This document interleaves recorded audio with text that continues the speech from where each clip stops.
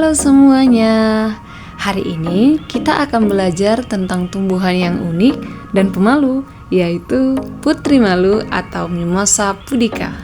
Tumbuhan ini dikenal karena daunnya yang bisa menutup saat disentuh. Tapi, tahukah kamu kalau tumbuhan ini juga punya sistem akar, batang, daun, dan bunga seperti tumbuhan lainnya? Yuk kita pelajari bersama, mulai dari morfologi, reproduksi, keunikan, kandungan, hingga manfaat dari putri malu. Siap untuk belajar bareng? Yuk kita mulai! Sebelum kita membahas lebih jauh lagi mengenai putri malu, ada pun klasifikasinya, yaitu Kingdom Plante, Subkingdom Trachyolminta, Superdivisi Spermatophyta, Divisi Magnoliophyta, Kelas Magnoliopsida, Subkelas Rosidae, Ordo Pabales, Famili Fabaceae, Genus Mimosa, Spesies Mimosa pudica. Putri malu atau Mimosa pudica adalah salah satu spesies tumbuhan berbentuk perdu kecil dari famili Fabaceae, atau dalam suku polong-polongan, yang siklus hidupnya hanya semusim. Tumbuhan ini berasal dari bioma beriklim tropis basah yang tersebar mulai dari Meksiko hingga kawasan tropis Amerika. Di Indonesia, tumbuhan ini dikenal dengan nama putri malu atau dalam daerah lain dinamakan dengan sekejut, riut, dan bahasa ilmiahnya Mimosa pudica yang diperkenalkan oleh Carolus Linnaeus pada tahun 1753. Tumbuhan ini mulai dikenali karena daun-daunnya yang dapat menutup atau layu secara cepat saat disentuh. Mimosa pudica merupakan tanaman sensitif yang berasal dari Amerika Selatan dan telah tersebar luas serta menjadi gulma serius di seluruh wilayah tropis di dunia. Tanaman ini juga dapat tumbuh di berbagai jenis tanah, termasuk tanah dengan kesuburan rendah, mampu mentolerir genangan air dan tahan terhadap tanah kekeringan. Dan tumbuhan ini menyukai posisi dengan sinar matahari penuh sekitar 6-8 jam per hari. Selanjutnya, kita akan membahas morfologi dari putri malu atau Mimosa pudica. Yang pertama, kita akan membahas akar. Akar dari tumbuhan ini merupakan akar tunggang berwarna putih kekuningan, panjang dan kuat. Memiliki bau yang khas, yakni menyerupai buah jengkol.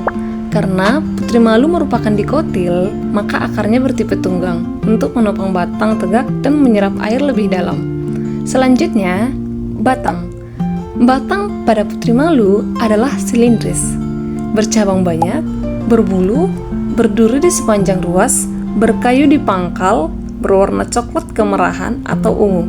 Duri memiliki panjang sekitar 3-4 mm, padat, sedikit melengkung, keras dan sangat tajam. Batangnya tegak dan berkayu halus, mendukung struktur tumbuhan dikotil agar kokoh dan mampu tumbuh menjalar atau tegak.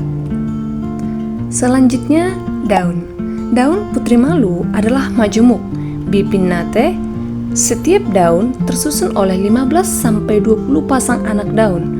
Letak daun berselang-seling, berwarna hijau tua, berbulu, berbentuk lonjong linear, tepi rata, dan jika disentuh, anak daun akan cepat menutup dan sifatnya itu sangat sensitif, juga menutup di malam hari. Daunnya majemuk menyirip ganda dengan fulvinus, memudahkan gerak menutup sebagai bentuk perlindungan dari gangguan. Selanjutnya adalah bunga.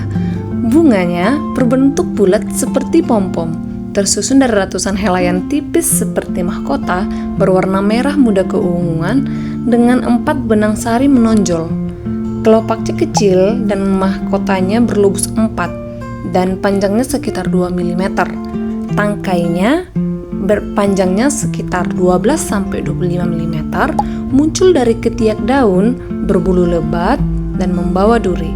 Bunganya bergelombol, sekitar 5-8 bunga terdapat pada ketiak daun. Bunganya majemuk dan berbentuk bulat kecil untuk memudahkan penyerbukan oleh angin ataupun serangga. Selanjutnya, buah. Buah pada putri malu mirip seperti polong lonjong pipih, berbentuk lumentum, berlekuk, tepi berduri, berisi 1-5 biji, berwarna hijau dan menjadi coklat saat matang. Buahnya tipe polong, khas tumbuhan Leguminosae, berfungsi melindungi biji dan membantu penyebaran. Selanjutnya, biji. Biji berwarna coklat muda, pipih, diameternya sekitar 2,5-3 mm dan permukaan granular halus. Biji dihasilkan dari pembuahan dan memiliki cadangan makanan yang memungkinkan pertumbuhan saat berkecambah.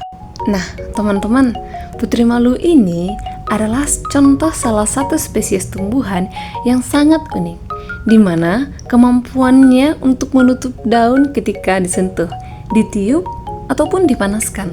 Hal ini disebabkan oleh perubahan tekanan turkor pada tulang daun. Rangsangan tersebut juga dapat dirasakan oleh daun lain yang tidak ikut tersentuh. Gerakan ini disebut seismonasti, yang berarti gerakan daun putri malu tidak dipengaruhi oleh arah sentuhan.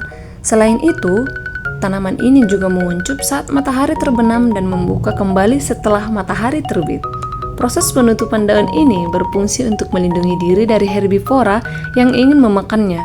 Daun bagian bawah putri malu berwarna lebih pucat yang membuat herbivora berpikir bahwa tanaman ini sudah layu sehingga mereka akan kehilangan minat memakannya. Unik bukan? Selanjutnya, kita akan membahas bagaimana reproduksi dan cara perkembangbiakan dari putri malu. Putri malu berkembang biak secara generatif melalui bunga sebagai alat perkembangbiakan. Bunga putri malu berbentuk bulat kecil dan mengandung serbuk sari di bagian benang sarinya. Ketika bunga mekar, serbuk sari bisa terbawa oleh angin atau hewan penyerbuk seperti lebah, kupu-kupu, bahkan burung kecil. Hewan-hewan ini tertarik dengan warna bunga dan nektar pada putri malu, lalu tanpa sengaja membawa serbuk sari ke bunga lainnya. Serbuk sari lalu menempel di putik bunga lain dan terjadilah proses penyerbukan. Selanjutnya berlangsung pembuahan di dalam bunga, lalu tumbuhlah buah polong berisi biji. Saat biji jatuh ke tanah dan mendapat air serta sinar matahari, biji akan berkecambah menjadi tanaman putri malu baru. Selanjutnya, kita akan membahas senyawa-senyawa yang dikandung oleh putri malu. Ada beberapa senyawa-senyawa kimiawi yang dikandung oleh putri malu, yaitu si-glikosil flavones, rhamnosil, mimosin, flavonoid, phytosterol, alkaloid, asam amino, tanin, glikosida, tubulin, krosetin dimetil ester, turgorin, terpenoids, guanines, fenol, savonin, kumarin, cardiac glycosides, coumarin glycosides. Mimosa pudica memiliki manfaat baik untuk kesehatan.